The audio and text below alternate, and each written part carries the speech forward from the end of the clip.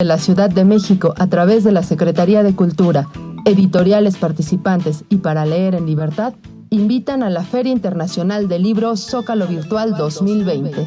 Presentaciones, charlas, debates, homenajes y más del 9 al 18 de octubre de las 12 del día a las 12 de la noche en zocalo.cdmx.gov.mx. No te pierdas nuestras actividades a través de nuestro canal de YouTube, todos los días de 8 a 9 de la noche y en otros horarios que puedes consultar en la página brigadaparaLeerEnLibertad.com. Búscanos en redes sociales y sigue las transmisiones para conocer nuestro catálogo de ventas y llevarte libros de regalo que podrás recoger en la Castañeda 44, Colonia Mixcoac. Feria Internacional de Libros Zócalo Virtual 2020, del 9 al 18 de octubre. Para leer en libertad. Hola, ¿qué tal a todos? Bienvenidos a esta Feria del Libro Virtual del Zócalo 2020. Soy Marina Taibo, de parte de la Brigada para Leer en Libertad. Y hoy tenemos una mesa a la que yo le tenía muchas ganas, que tiene que ver con redes para derrocar gobiernos, cómo se utiliza la red social. Y tenemos a dos invitados expertos en este tema, de Julián Macías. Julián es uno de los grandes expertos de cómo se están manejando los ataques en redes sociales. Tiene un canal en Telegram que se llama Pandemia Digital, al cual puedo decir que soy completamente adicta. Es lo primero que leo todos los días en mi teléfono y les sugiero completamente que se suscriban. Nuestro otro invitado pues es uno de los consentidos de la Brigada para Leer en Libertad, Genaro Villamil, como saben, gran periodista que en este momento pues está dando la batalla a partir dentro del gobierno de la 4T.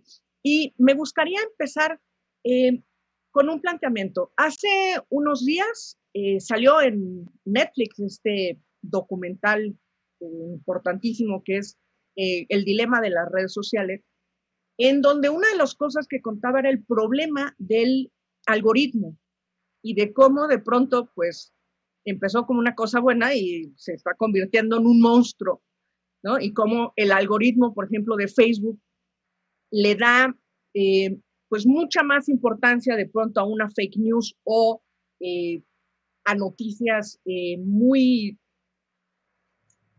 ofensivas, muy directas. Y a mí me preocupa mucho, y con esto te pregunto, Julián, ¿qué sucedería? Porque de pronto estamos en un país en donde tenemos un presidente que habla de las benditas redes sociales, ¿no? Pero que a principios de su sexenio se sentó con Mark Zuckerberg a decir que deberíamos de integrar al 80% de la población, ¿no? Que no tiene en México acceso tan directo a Internet a una red como Facebook. Y yo después de ver este documental y pensar en eso quedé aterrada, porque las posibilidades de que de pronto el algoritmo nos voltee, ¿no? Nos polarice muchísimo más y truene una elección son muy grandes. Sí, bueno, pues lo primero un saludo a ti, Marina, y otro a Genaro. Es un gusto compartir espacios. Y bueno, sí que creo, bueno, yo por lo menos hablo desde mi punto de vista, desde que, digamos, tanto Internet en sí como las plataformas de redes sociales, yo creo que casi todo el mundo lo veo como algo muy positivo, ¿no?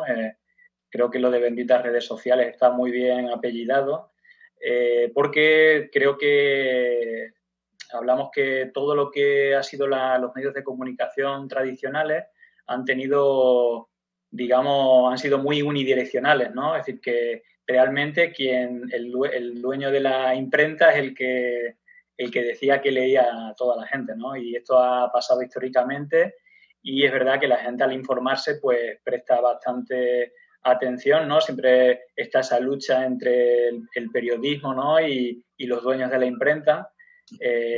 Y bueno, es verdad que yo creo que las redes sociales lo que hicieron es democratizar lo que es la información en todas las direcciones y con, digamos, con el aumento, ¿no?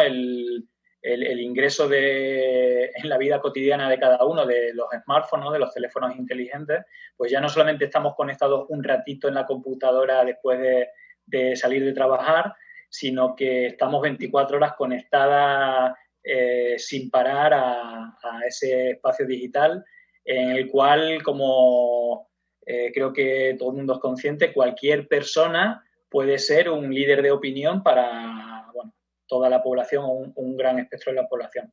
Esto creo que democratizó realmente o hizo un gran contrapoder a ese control mayoritario de los medios de comunicación. Siempre ha habido medios de comunicación alternativos e independientes, pero creo que masivamente siempre ha sido uno de los objetivos del poder controlar los grandes medios de comunicación para distribuir el tipo de información que querían, y esto sin duda fue una revolución.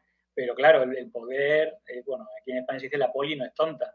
Creo que estas benditas redes también se convirtieron en malditas redes, ¿no?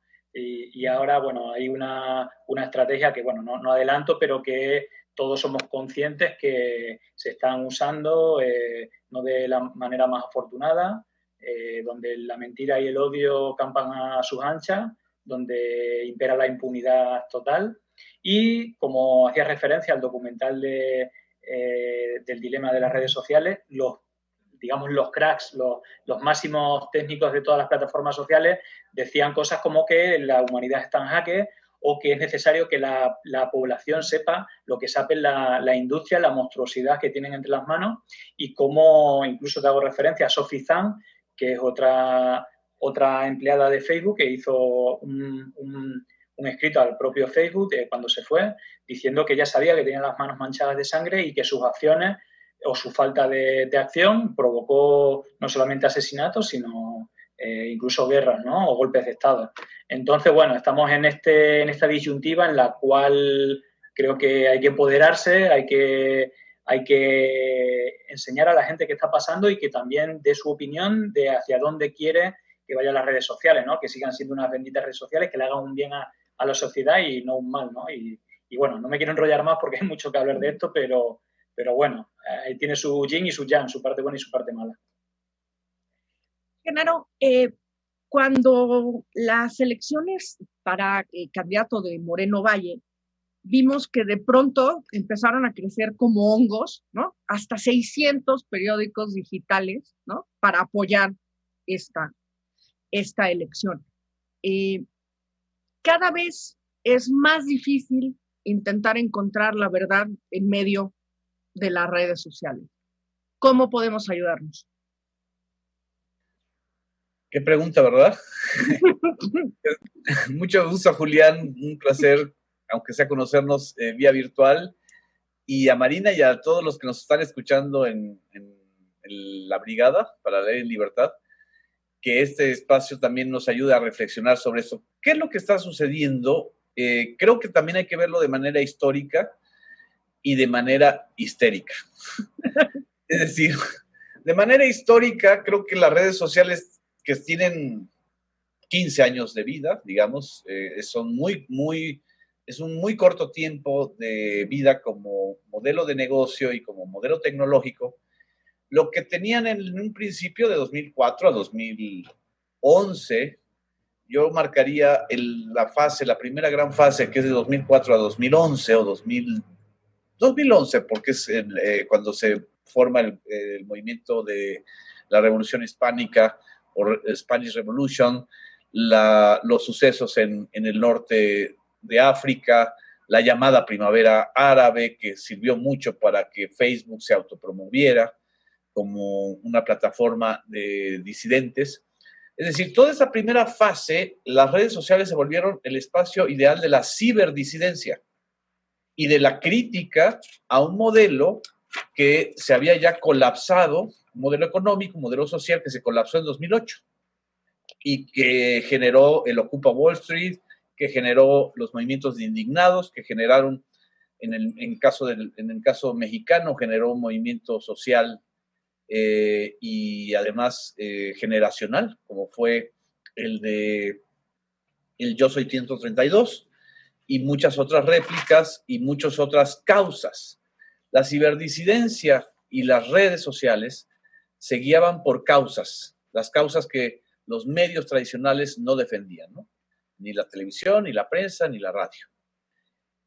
¿Qué sucede? Yo creo que el punto de quiebre es 2016, 2015-2016, que es este quiebre de las redes sociales de ser ciberdisidencias a ser movimientos intoxicados por las derechas, por los movimientos más nacionalistas, por los grupos que le aprendieron a la disidencia, que le aprendieron a Julian Assange y le aprendieron a Chelsea Manning y que le aprendieron también a Snowden el discurso. O sea, lo incorporaron.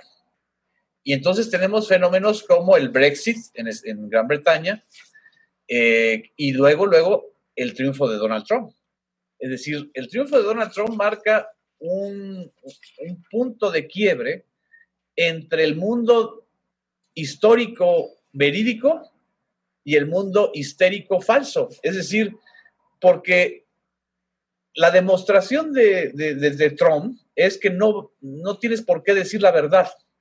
Lo que necesitas es hacer escándalo, es generar polarización y buscar siempre contendientes y enemigos para que entonces tu mensaje ahora sí, que sea el algoritmo. Esa es la gran trampa, que no lo explica tampoco la serie de Netflix, porque también yo la vi y se curan un poco en salud. Tal parece que el problema es de los jóvenes románticos que querían estar en las redes, en Facebook, en Twitter, en Pinterest, en Instagram, ¿no? Es decir, hay una parte en donde también Netflix no se autocritica, ¿no? Pero lo que ha habido es una intoxicación deliberada. Y en fenómenos como los mexicanos, en donde tenemos grandes fortunas de grupos políticos que han sido desplazados del poder institucional, o sea, pero no del poder real, o sea, que están buscando incidir en un estado de ánimo social, pues como en el caso de Moreno Valle en Puebla y como en el caso de otros de Jalisco, más recientemente, con el tema de el chico que fue golpeado por la policía de una manera brutal, y con el caso de los movimientos también feministas, en donde cada vez más la causa feminista es acogida por grupos de derechas. O sea, es exactamente lo que hicieron con las redes. O sea, agarraron el método, aprendieron de las disidencias y ahora están intoxicando con un lenguaje similar al de las disidencias de los años 2010, 2011, las redes sociales. Y ¿quiénes han perdido en esta batalla? Pues ha perdido la veracidad. Ha perdido la veracidad. Y yo creo que el otro punto de quiebre es este año, la pandemia.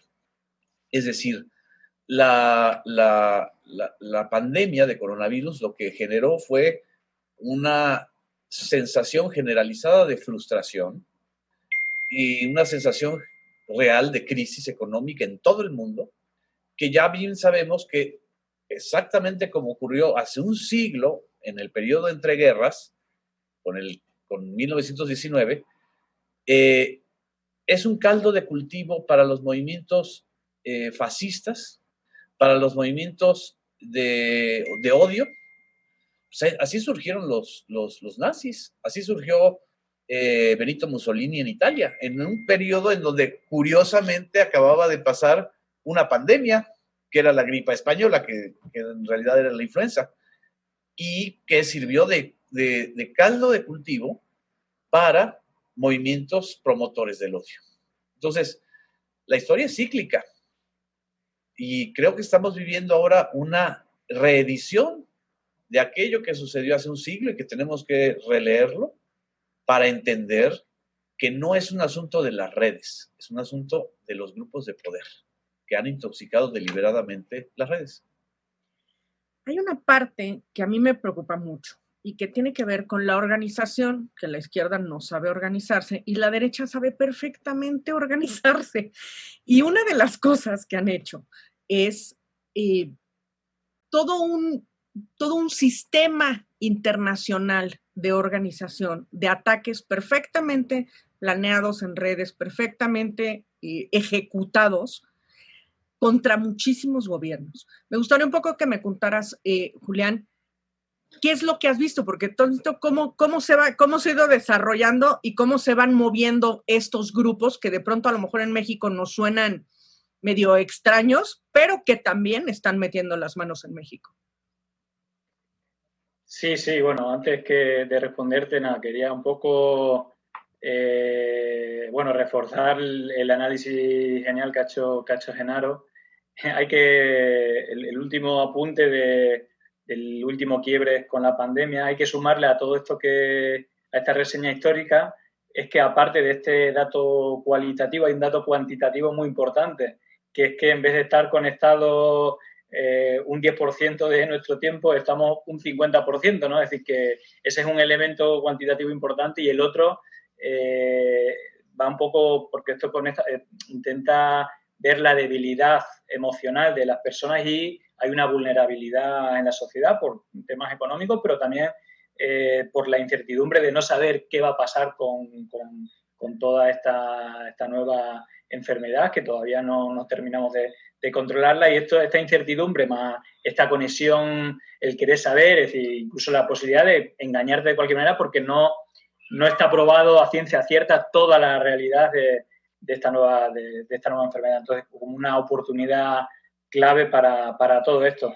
Y siguiendo con aprendizaje histórico, esta reflexión que hace Marina es total, ¿no? A mí lo del eje derecha-izquierda, la verdad que a mí me parece un juego de trileros, ¿no? Al final es el 1% de arriba contra el 99% de abajo. Esa es la única realidad histórica y cómo son capaces de manejar, el rey y la reina son capaces de manejar todos los peones, ¿no? Entonces, bueno, sí que es cierto que aquí hay un David contra Goliat histórico también, es decir, que el poder concentrado en pocas manos tiene, digamos, una capacidad vertical de manejar a sus peones, ¿no?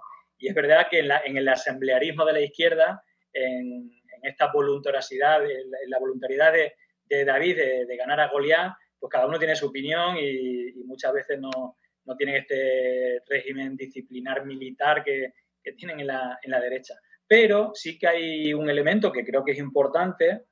Digamos que lo primero que hay que decir, un poco también aportando algo más a la reflexión de Genaro, es que esto es un método científico, ¿no? Es decir, que realmente hubo una pequeña amenaza, hubo una ventana de oportunidad, ¿no? Como pasó aquí en España, que pilló al poder totalmente a contrapié con las redes sociales. Y la gente se organizó y mayoritariamente mucha más gente, el 50%, se empezó a autoorganizar para hacer contrapoder en redes sociales y luego la formación de Podemos, etcétera. Bueno, pero sí que creo que también hay algún elemento anterior y que explica también esta internacional. Y voy a dar un caso que empieza en Estados Unidos y en España, pero que luego se amplifica, ¿no? Esta estrategia del odio y la mentira, digamos que si bien el máximo exponente y con competencias digitales está el caso del Brexit o Donald Trump, incluso algún caso anterior como el de Macri en Argentina, ¿no? Hay una reminiscencia cultural de comunicación del histerismo comunicativo que estabas hablando, que es el mundo Fox News, es decir, Laura Ailes, ¿no? Que es una parte de Steve Bannon, que es como la pata, digamos, internacionalista y tecnológica. Hay otra base, un sustento comunicativo importante, que es la filosofía de Roger Ailes, en el cual se dice, vamos a ver, uno de los elementos es que para que esto sea un negocio, no hace falta que hablemos a todo el mundo. Vamos a hablar a la gente que podemos polarizar. Vayamos al 50% de la población, a los conservadores, y es más, no le vamos a contar la verdad, sino que le vamos a escuchar lo que quieren escuchar. Es decir, la gente, una de sus frases, la gente no se quiere informar, se quiere sentir informada. Entonces aquí entra la teoría esta de la posverdad, en el cual dice que si tú eres capaz de conectar emocionalmente con alguna persona, un odio hacia un colectivo, hacia una persona, una vez conectada emocionalmente, da igual la verdad o la mentira. Lo único que importa es si refuerza ese odio que tú has sido capaz de conectar, ¿no? Y esta un poco fue la estrategia de Fox News. Recordemos que la mentira, la gran mentira, fue las armas de destrucción masiva, y la estrategia fue hablar todo tipo de delirios de Saddam Hussein o de las maldades del mundo árabe, bueno, todo esto, de tal manera que esa conexión emocional hizo que ante un momento de debilidad de George Bush por la mala gestión, hubo un apoyo de todo el pueblo de Estados Unidos para el enemigo de Estados Unidos, que era Saddam Hussein, ir como gran nación a derrocarlo y, bueno, y de paso quedarse con su petróleo, ¿no? Que al final era lo que estaba detrás de todo esto. Bueno, yo creo que esta estrategia se ha ido, digamos, reforzando y haciéndolo tecnológico. Pero, y este es el punto clave que empieza con la internacionalización, al hilo de la pregunta de Marina, hay un elemento curioso, que es la foto de las Azores. O sea, George Bush la acompañó Tony Blair, que fue el mayor éxito de la derecha histórica, que fue que un elemento de la izquierda, de los laboristas, hiciera el trabajo que históricamente hacía la derecha. Por lo tanto, gran parte del país estaba apoyando políticas de derecha o neoliberales. Y la otra fue Aznar, que, bueno, es el ala derecha de la derecha de España, que fue presidente de España unos años, y que también es conocida cuando ponen los pies encima de la mesa de George Bush, ¿no? Es decir, aquí decíamos, joder, es decir, alguien de España que teníamos como complejo de paletos de pueblo subdesarrollados, que le ponga los pies encima de la mesa de George Bush es importante. Claro, ¿qué pasó? En realidad, en España el 95% de la población estaba en contra de la guerra, hubo movilizaciones tremendas y fue el final de Aznar como presidente, pero fue el principio de una de las personas más poderosas del mundo. Entonces, la cara de felicidad de Aznar es porque George Bush le había contado cuál era su futuro. Su futuro empezó por, primero, ser asesor de esta gran empresa de medios de comunicación que es News Corp, de Murdoch, ¿no? El propietario del mundo Fox News, y a partir de esa fecha, ¿no? El 2004, es decir, el 2006, ficha por este lobby ideológico, comunicativo, económico, político de los Estados Unidos, y empieza a trabajar para este lobby. Entonces, él forma la Fundación FAES. Y la Fundación FAES, ya, bueno, podríamos decir muchas cosas de ella, ¿no? Pero entre ellas es una de las fundadoras promotoras, junto a Heritage Foundation, que es la fundación del ala derecha del Partido Republicano, es decir, incluso formó parte de los gobiernos de Ronald Reagan, que fue cuando se formó, de George Bush, ¿no? En este momento, y ahora mismo de Donald Trump. Es decir, la parte derecha de los republicanos. Estas dos fundaciones fueron las grandes promotoras de lo que ahora es Atlas Network, digamos que tiene más de 580 fundaciones en todo el mundo, y en todos los análisis que es así, tiene una parte que es la parte económica, la parte de formación de cuadros y de relación con los Estados Unidos, con la parte del discurso neoliberal, está muy arraigada a estas fundaciones, y como ariete de golpe. Precisamente ahora con lo de Chile, lo comentaba ahora con Marina antes de empezar, es que es tremendo. Teresa Marinovich, que es la presidenta de la Fundación Nuevamente de Chile, digamos que está detrás de la extrema derecha del Partido Republicano de Chile, hace unos tuits tan bestiales, más allá de que mientan, no que usen la mentira, y que el chico este de 16 años que tiró a un carabinero sacó la teoría primero de que él se tiró solo, y la segunda puso un tuit tan desafortunado como ¿qué tal está el chico que ayer hacía natación en el río Mapucho, creo que se llama?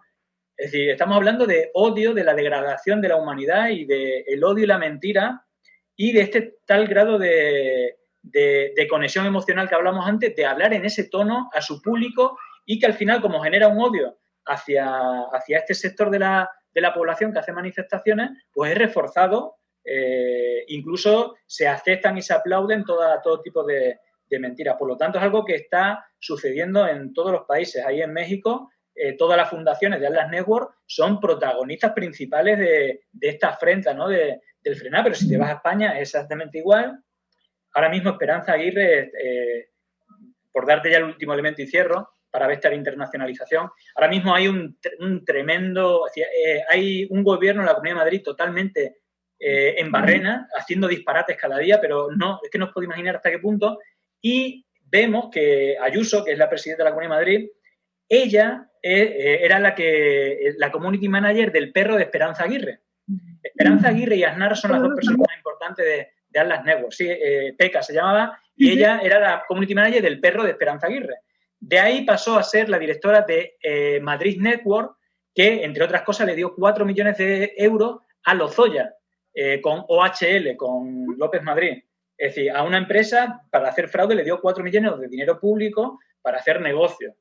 Y justamente fue quien financió a Santiago Abascal, dándole un chiringuito con un sueldo superior al del presidente, y financió lo que es ahora Vox, igual que Aznar. Me refiero que hay una internacional de fundaciones de dinero negro intentando acaparar formación en relación con los medios de comunicación, con espacios de poder, con economistas, bueno, con grandes empresas, y están construyendo un terrible monstruo que sus tentáculos son muy invisibles y que yo desde luego estoy como muy empeñado en que sea visible, porque cuando tienes todas las piezas del puzzle es como muy evidente, ¿no?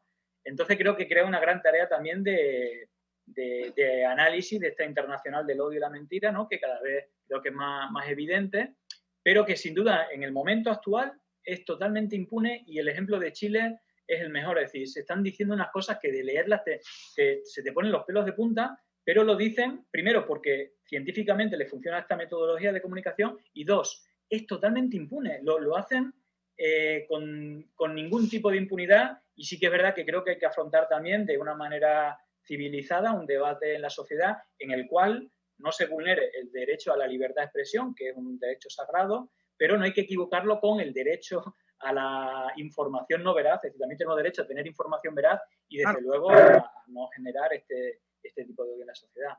Necesita un debate y un consenso, y no la vulneración de ningún derecho, pero desde luego sí se están vulnerando algunos derechos, y creo que hay que pararlo, además a nivel internacional, como he dicho, no es una excepción de México o de Chile.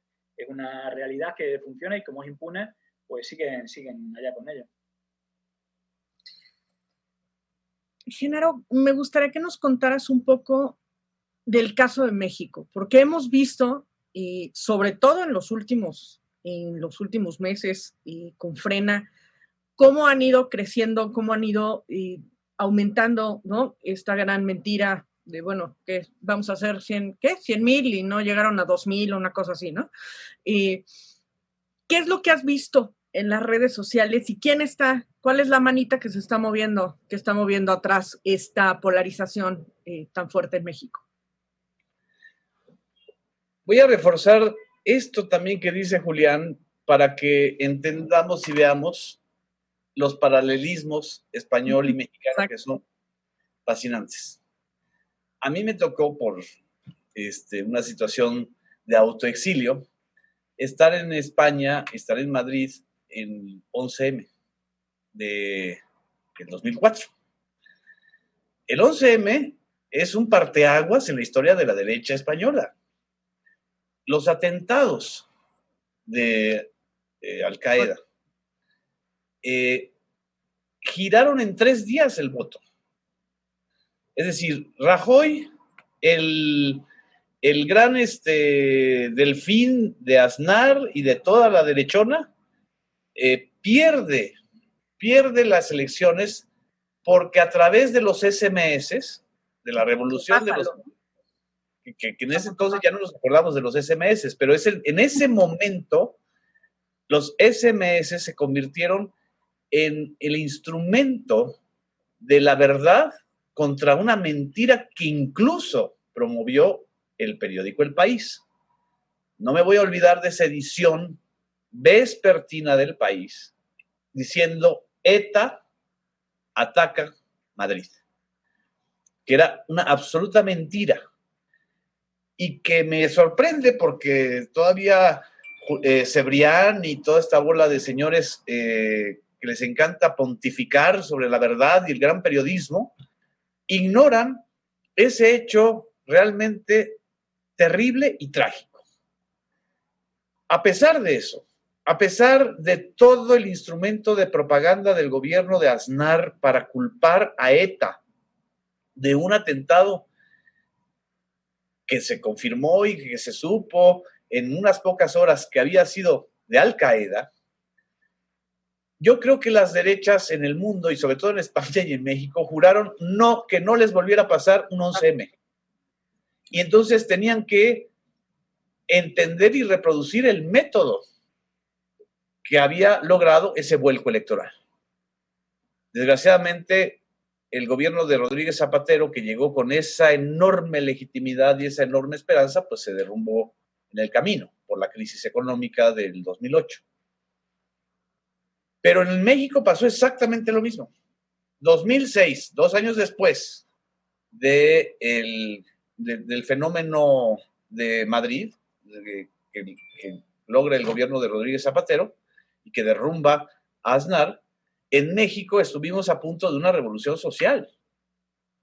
Solamente porque Andrés Manuel López Obrador y el movimiento que encabezaba en esas elecciones logró tomar el control y despresurizar la protesta social y organizó un plantón lleno de carpas, lleno de casas de campaña entre Reforma y el Zócalo, y además con un discurso profundamente pacifista en términos de resistencia civil.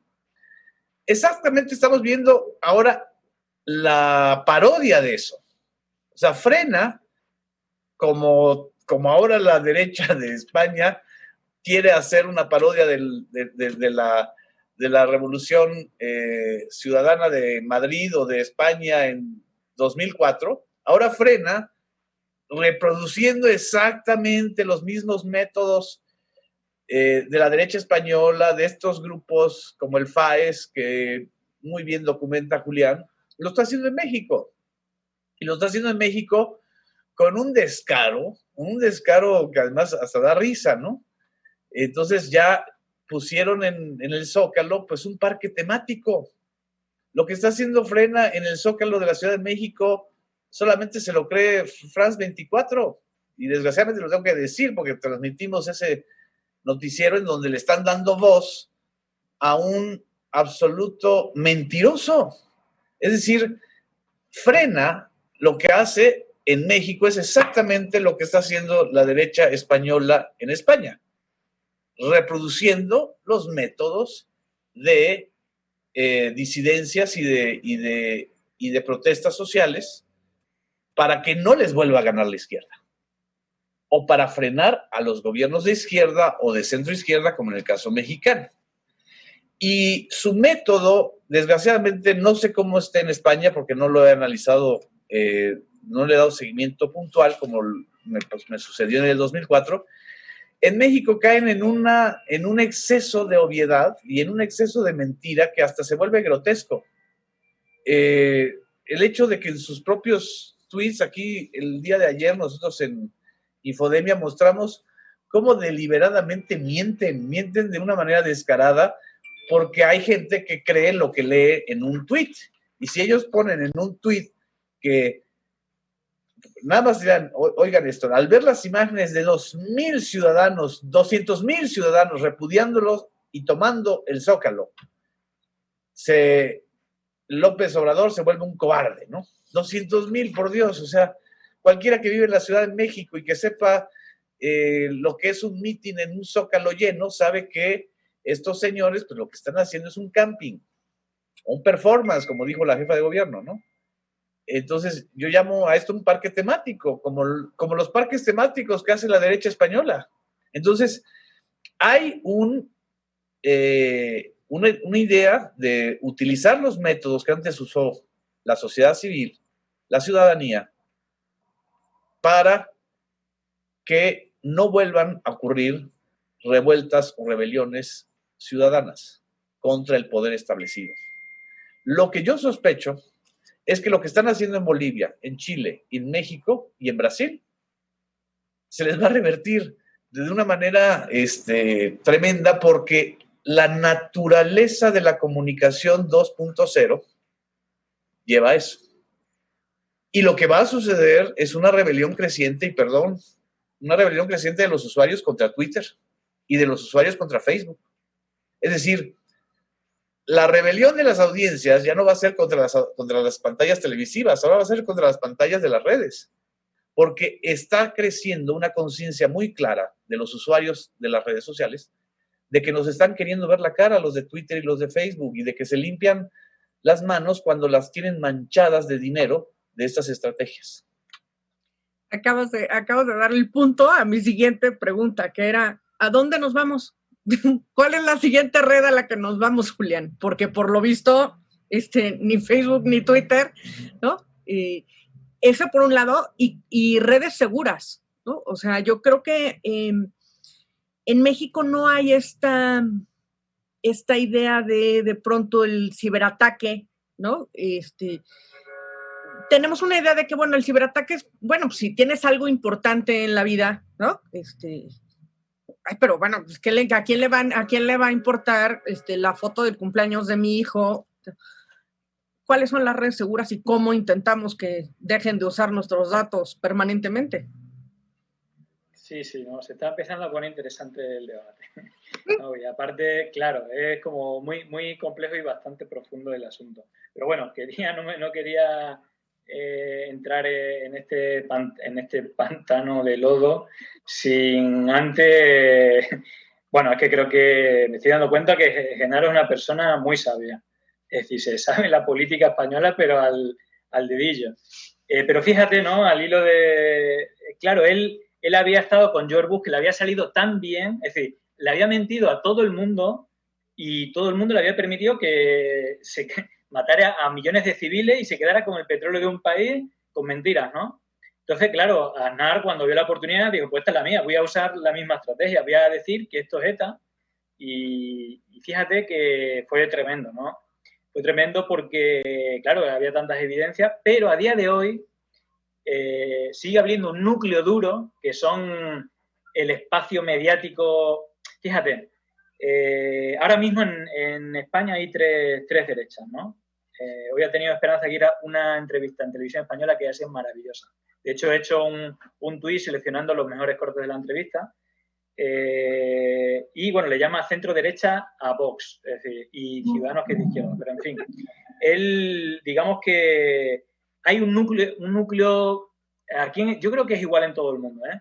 Hay un espacio político o de poder mucho más consolidado que los partidos políticos, que es este espacio de medios de comunicación que a día de hoy, pero ya en su momento defendían que había sido ETA, y a día de hoy siguen defendiendo que fue ETA quien hizo ese atentado. Fíjate que Esperanza Aguirre, dije que esta era la presidenta de la Comunidad de Madrid, cuando, bueno, después, todo el periodo posterior a que sucedió los hechos del 11M, ella y también de Cefaes financiaron, es decir, tejieron una red con asociaciones de terroristas, asociación de víctimas del terrorismo, en la cual no incluyeron nunca las víctimas del 11M. De hecho, se enfrentaron políticamente porque no decían que habían sido asesinados por ETA, cuando era una obviedad. Entonces, por llevarle la contraria, como que nunca más no le dieron ninguna subvención, como sí siguen teniéndola después de 15 años de que no exista ETA, se sigue, y es más, se usa ese dolor de ETA de hace muchos años, de algo que no existe, como algo que a ellos les venía el botón rojo de su corrupción cuando, digamos, de hecho es el principal discurso de Vox ahora mismo es ETA, cuando es algo que no existe, pero un dolor arraigado que llevamos todos los españoles, que si somos capaces de asociar ETA, por ejemplo, como quieren hacer con Podemos, no hay una cosa que genere más odio que ETA, por lo terrible que fue. Por eso era la estrategia que querían usar, pero bueno, por suerte, desde hace muchos años ETA no existe, entregaron las armas, etcétera, pero siguen teniendo reminiscencia de esa estrategia. Pero bueno, estas estrategias han ido evolucionando y llevándola a las redes sociales. Pero aquí, como decía Genaro, que hilo con tu pregunta, claro, aquí el contrapoder de la revolución que tuvimos en el 15M en España contra los medios de comunicación y que usamos las redes sociales para decir que lo que estaban diciendo no era verdad, ahora es contra los dispositivos digitales, ¿no? Y las redes sociales. evidentemente yo creo que han llegado a un punto de inflexión, es decir, creo que han estirado el chicle al máximo en el gran hackeo, ¿no? O en otros documentales se ve un poquito más que en este del dilema de las redes sociales, que creo que blanquean un poco la parte más oscura. Sí, en el gran hackeo se ve cómo el equipo de campaña de Donald Trump se sienta con directivos de Facebook, directivos de Google y de YouTube a ver con los datos, con los más de 5.000 datos que tenían de cada uno de los 80 millones de votantes, cuál era la mejor estrategia siguiendo un método científico, ¿no? Porque ellos aparte llevan trabajando más de 15 años desde que existen las redes sociales con los servicios de inteligencia, las plataformas, y eso de Cambridge Analytica es la bomba de humo. Es decir, es una empresa que se creó, es decir, que fue una inversión de Steve Bannon que puso dinero para hacer la parte tecnológica para ir a campaña de una empresa mucho más grande que llevaba más de 20 años, que era SCL, y que llevaba 20 años, digamos, siendo un contratista militar. Es decir, trabajaba para los ejércitos y los servicios de inteligencia junto a Palantir, que es la empresa de Peter Thiel, uno de los mayores financiadores de Donald Trump y el asesor tecnológico más importante y sobre todo el mentor y quien manda en Facebook. Es decir, el socio capitalista de Mark Zuckerberg y su mentor en los negocios es Peter Thiel, que es junto a Elon Musk, otro más conocido que Peter Thiel, miembro de la PayPal Mafia de Silicon Valley, que después de vender PayPal a eBay, con ese dinero empezaron a invertir en las grandes empresas que usaban datos de personas. Porque, claro, imaginaros eBay, que es la primera empresa que, bueno, Peter Thiel, ¿no? Que es el visionario, dice, estoy enterándome de lo que compra millones de personas. Sé su nombre, dónde viven, qué es lo que compra, cuáles son sus gustos. Claro, él vio ahí un visionario total. Él vendió la empresa y empezó, primero creó Palantir, que es el mayor espía tecnológico del mundo, y empezó a invertir en plataformas como Facebook, Twitter, Google, YouTube, LinkedIn, prácticamente todas, siendo accionista y siendo consejero, como lo ahora mismo de Facebook, y dándole, aparte de una clave económica, ¿no? Que la tienen los datos, también una ética, que ahora hablo de eso, también un aspecto geopolítico, es decir, y también económico. Es decir, esta empresa Palantir y luego con SCL es lo que realmente es grave de todo esto, no es Cambridge Analytica, que es un caso puntual, no. Esto se lleva muchos años fraguando y esa información de toda la ciudadanía, de esos datos, que nosotros incluso damos permiso sin darnos cuenta por falta de lo que nos están educando también. No hay nadie que nos esté previniendo de estos problemas. Entonces, hay ahora mismo el elemento, la materia prima más valiosa son los datos personales. Es decir, ahora mismo hay bolsas de datos que se cruzan con otras para, como Machine Learning, inteligencia artificial, pues saber nuestro futuro, qué va a hacer cada una de las personas en su futuro dependiendo del estímulo que se le dé, ¿no? Entonces, bueno, esto es lo grave, ¿no? Y sí que creo que esto ya es inexcusable, ya tenemos muchísimas pruebas que quedan, primero, como digo, impunes, y es tan grave lo que están haciendo, usando no solamente económicamente, sino hackeando nuestra forma de pensar, nuestra forma de actuar, también hackeando las democracias, y le está saliendo totalmente gratis. No gratis, están ganando encima mucho dinero con ello. Por lo tanto, yo creo que uno de los elementos es democratizar, igual como el software privativo y el software libre. Yo creo que habría que hacer un uso democrático del uso de los datos personales, o bien legislando para restringir usos indebidos, o bien para que sean datos públicos aquellos que puedan beneficiar a la sociedad, porque hay elementos como que si estos datos pueden prevenir cosas como una pandemia de enfermedad como tenemos ahora, o otro tipo de flujos de conducta humana que pueden ser beneficiosas para la humanidad, pero que ahora mismo están haciendo un uso doloso hacia la ciudadanía, hacia la democracia y con unos intereses económicos para muy poquitas personas y te diría muy en detrimento o en contra, es decir, para que muy pocas personas tengan mucho dinero, muchas personas tienen que tener menos dinero. Y lo mismo es con otro tipo de elementos. Entonces yo creo que este es un debate que hay que afrontar, y yo sí que creo que es imposible saltar a otra plataforma, que a lo mejor hay que hacerlo, pero primero hay que intentarlo por las buenas. Es decir, creo que tiene que haber un debate, un consenso social y obligar a las plataformas a que pongan medidas a las que están ahora, y si no, apostar por plataformas digitales que tengan un mínimo de ética y un consenso en el uso de los datos que se están haciendo, pero es un tema súper complejo, ¿no? Igual que la estrategia, muchas veces está el debate de vayámonos de aquí. Bueno, si nos vamos de aquí, este es el campo de batalla de la verdad, ¿no? O el elemento también de que son mayoritarios o incluso el uso que se da, ¿no? De usar las mentiras, para combatir las mentiras, usar la mentira, para combatir el odio, usar el odio. Yo creo que no. Para combatir la mentira hay que usar la verdad, y para combatir el odio hay que usar la fraternidad. Ese es el camino. Lo único que hay que meter mano ahí de manera ética, social, consensuada, y para unos fines que le vengan bien a la sociedad, no a muy pocas personas en detrimento de la democracia y del colectivo total que forma un país o el propio mundo, ¿no? La humanidad en sí. Qué difícil pelear de pronto con unas herramientas que se te voltean, ¿no? Y que se te pueden voltear de manera tan rápida, pero que al mismo tiempo nos dan tantas ventajas, ¿no? O sea, evidentemente, digo, la izquierda no hubiera ganado en México si no hubiera sido por la organización en las redes, evidentemente el 11M, ¿no? No hubiera sucedido, o la estructura de redes que hizo Podemos, que me parece excepcional, la manera en que utilizan las redes con la claridad y con lo bien que está hecho el mensaje. ¿Qué hacemos para replicar eso? Porque la sensación es que estamos en un desbalance absoluto. O sea, tenemos a una derecha con dinero, con organización, con infraestructura, ¿no?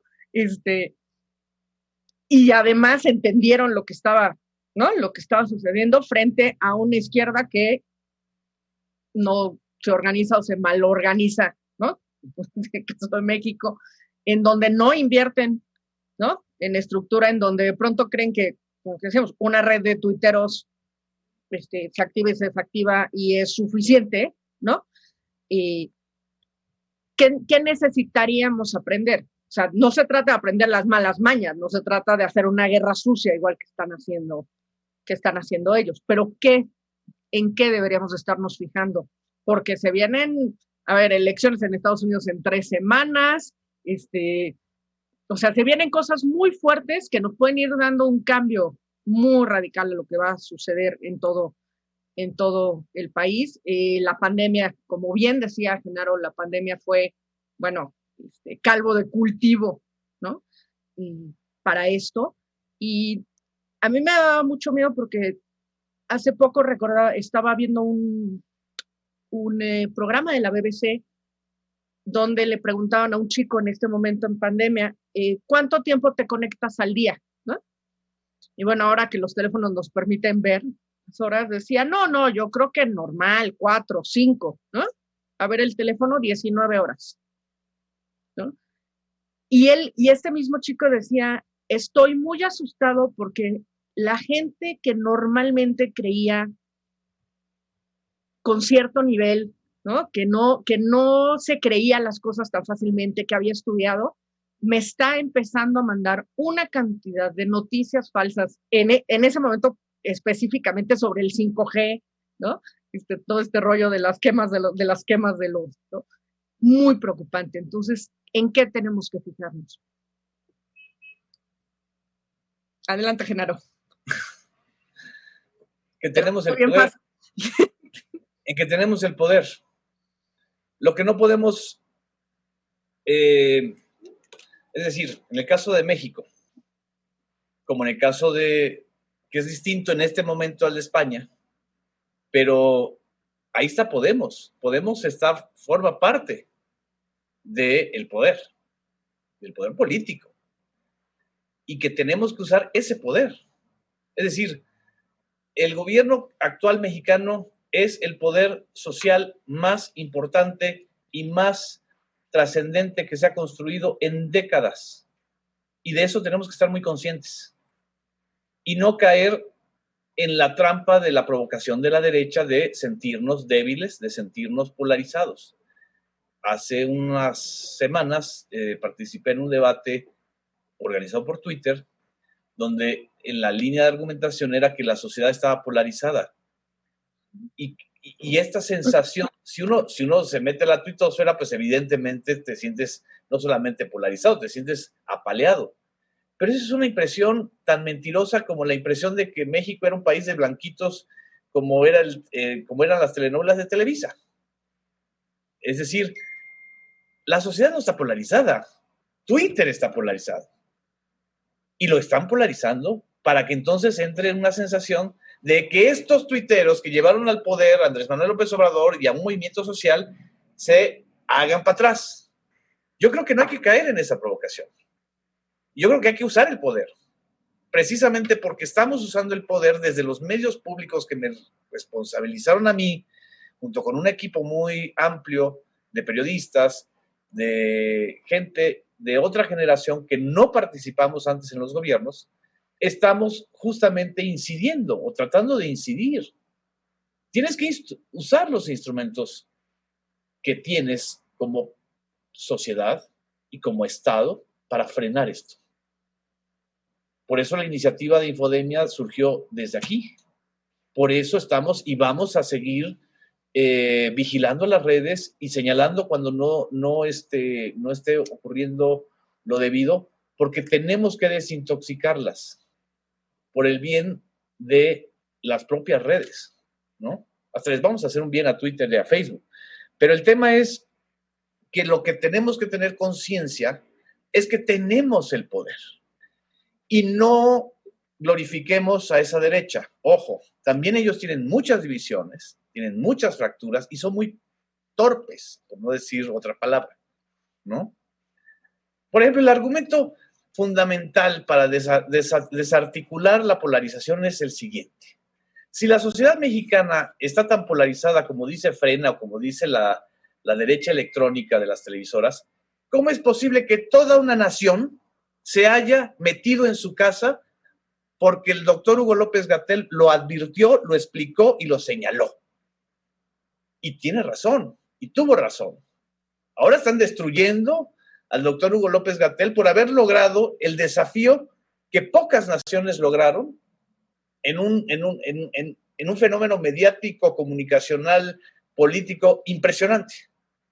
Que un doctor, no un presidente, no un primer ministro, un doctor le hablara a la sociedad y le dijera, si no te quedas en casa, hay riesgo para todos. Y lo hicimos los mexicanos. Entonces, ¿dónde está la polarización? La polarización está en los grupos que vieron las dimensiones de ese poder. El poder de convocatoria de López-Gatell en las circunstancias más difíciles de la pandemia en México les ardió profundamente. Eso hay que decirlo de manera clara. Hay campañas diarias en los noticiarios de televisión contra este personaje. Y no se dan cuenta que el tema no es el personaje, el tema es la sociedad que se empoderó. Y tenemos que darnos cuenta de eso. Así como en España se dieron cuenta en el 2004 que ellos tenían el poder de derrumbar esa autarquía, o no sé cómo llamarla, esa oligarquía de Aznar y de su gente. Es increíble que Esperanza Aguirre esté otra vez gobernando Madrid, por Dios, es un insulto por el papel que jugó Esperanza Aguirre en los atentados, ¿no? Es increíble que alguien diga que Vox es un grupo de centro izquierda, ya van a decir. Es como si dijera yo que Frena es la socialdemocracia panista, ¿no? Frena es muy parecido, y esto nada más para argumentar históricamente y no llevarme mucho tiempo más, es muy parecido al uso del miedo y del odio hacia ETA. ¿Quién es el dirigente más identificable de Frena? Gilberto Lozano. Gilberto Lozano es de Monterrey Y Gilberto Lozano proviene de los grupos de ultraderecha regiomontana que estuvieron en contra siempre de la guerrilla urbana en Monterrey. ¿Y por qué atacan a Rosario Piedra, hija de doña Rosario Ibarra de Piedra, madre de un joven que fue desaparecido por el Estado mexicano, fascistoide de Echeverría, porque secuestraron a un empresario muy famoso, Eugenio Garza Sada? Los paralelismos son enormes, porque además venimos de culturas muy coincidentes, ¿no? En lo que hay que confiar es en el poder civilizatorio de una sociedad empoderada. Y en ese sentido, el poder está en nosotros, no en Twitter, no en Facebook, no en YouTube. Y de eso tenemos que estar muy conscientes. Claro, es muy duro sentir que tienes pues todo el ataque de las redes, pero también tenemos que entender que esa no es la realidad. Y lo que tiene que haber es un poco lo que también Julián está diciendo, tiene que haber una revolución social en favor de la protección de los datos personales. Esa es la agenda que a la izquierda, por ejemplo, a las izquierdas, se les pasó de noche. Uh-huh. Se nos pasó de noche. Había aquí en México una organización, Son Tus Datos, uno de los chicos que participa en esa organización ahora colabora con nosotros, Ernesto Ángeles, un cuadro muy joven, pero que se estaba formando apenas un movimiento ciudadano o civil de conciencia de la protección de datos personales. Va a ser muy difícil porque desgraciadamente hay 2 generaciones por lo menos que piensan que sus datos personales pues hay que compartirlos y que no importa si Instagram y Facebook y Twitter y WhatsApp y YouTube comercializan con tus datos personales, con tu geolocalización, con tu condición de género, con tu condición de salud. Ahí es donde hemos fallado las izquierdas, ¿eh? Y los periodistas y los comunicadores en no saber colocar como una agenda de primer orden la protección de datos personales. No es un asunto de segundo plano. Cambridge Analytica y todo lo que nos ha comentado Julián es un indicador muy claro de que los datos personales se están utilizando direccionada y compartimentadamente para mentir. Las fake news no les llegan a todos, ¿eh? No a todos les llegan las mismas fake news. La industria de las fake news les está llegando deliberadamente en función de tu algoritmo.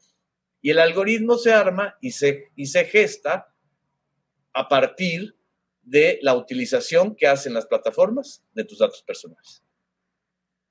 Pero de verdad, muchísimas gracias por esta charla. Les vamos a mandar, por cierto, los 5 libros que edita la Brigada para Leer en Libertad en esta feria, que están no solo para entrega física, ¿no?, en nuestra oficina de la Castañeda número 44, sino además que se pueden descargar gratis junto con otros 220 libros que ya tiene la Brigada para Leer en Libertad en su página de internet.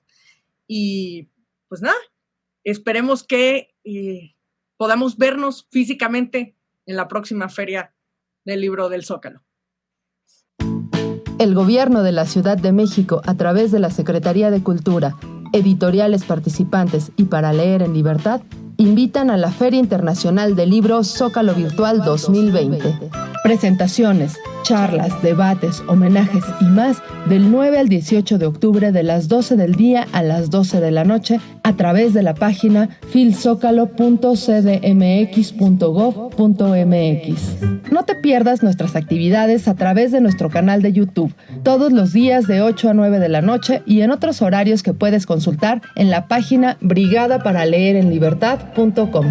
Búscanos en redes sociales y sigue las transmisiones para conocer nuestro catálogo de ventas y llevarte libros de regalo que podrás recoger en la Castañeda 44, Colonia Mixcoac. Feria Internacional de Libros Zócalo Virtual 2020, del 9 al 18 de octubre. Para leer en libertad.